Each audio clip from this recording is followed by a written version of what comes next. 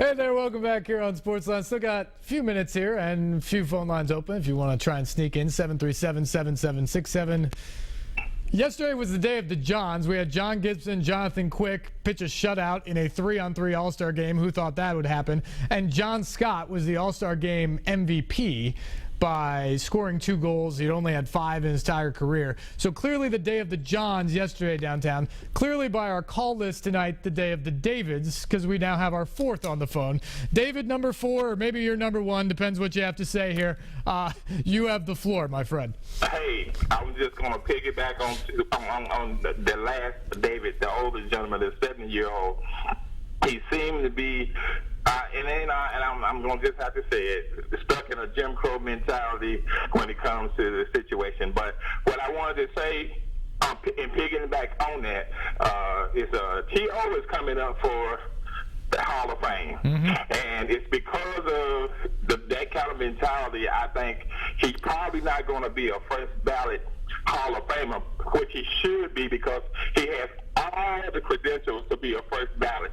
And if we don't get away from that kind of mindset and let these kids be who they are and what they are, and the only thing I can say that the other David is, the only way you're going to stop that kind of celebration is keep him out of the end zone. That's it. That's what Cam says. That's for sure. And I think you're right. There's two ways to stop him. Is to, number one, stop him on the field, keep him out. Or like I said, the NFL, if they think it's a problem, which clearly they don't by the way they're policing it with their referees, they'd have to step in and start flagging it and cost his team yardage or, delay a games or whatever the thing would be.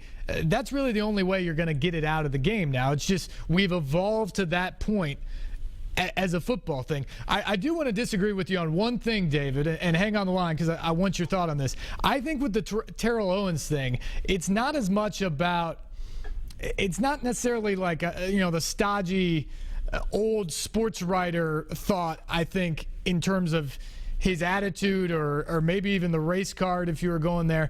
I think the big thing is it's T.O.'s track record as kind of being a cancer in the locker room with some of his teams. You're right. The credentials and the resume and the stats seem to tell you that he's a Hall of Famer, but I think if he's left out, it's going to have a lot to do with the bridges he burned in Philadelphia and the way he acted during his time in Dallas as much as any of that other stuff. Well, my comment on that is going to be this. You can talk about his burning up the locker room. You can talk about anything that went on in his personal life, which he didn't get in any trouble. So they can't bring that out, and they can't use that against him. But the main thing where Theo was the most prolific was on that field. He was great. And when Philadelphia went to the playoff, when this man was hurt, he performed at a level high and high. And you can't do nothing but do what? You can't do nothing but honor that. And that's all my point is. You can't get into all this other stuff. You can bring up and I can say, Jim Crow and stuff like that, but I'm not trying to go there. But if you don't at least put that out there, then you're not being fair because there's nothing to say that this man is not a Hall of Famer. Yeah, David, I think that's a very good point. The thing I think you bring up there that is a very valid thing is when we start talking about our Hall of Fames, whatever sport we're talking about, in this case football, you've got humans on there on these voting panels, and they've got the human emotions and the human thought processes to all this. And so, there's guys in the media, there's writers, things like that, who had to deal with these guys throughout their careers. And the bottom line is if you're a nice guy throughout your career, you give good quotes and are accessible all the time, they probably view you differently than if you're a guy who's a hard time. Not easy to deal with, doesn't like talking to the media. That's just the reality of the situation here. Here's a great example. Pete Rose in baseball. He's the all-time hits leader in baseball. For what he did on the field, he absolutely belongs statistically in the Hall of Fame. But baseball has viewed the actions off the field, clubhouse actions in some cases in terms of his betting and all of that, unworthy of being in their Hall of Fame.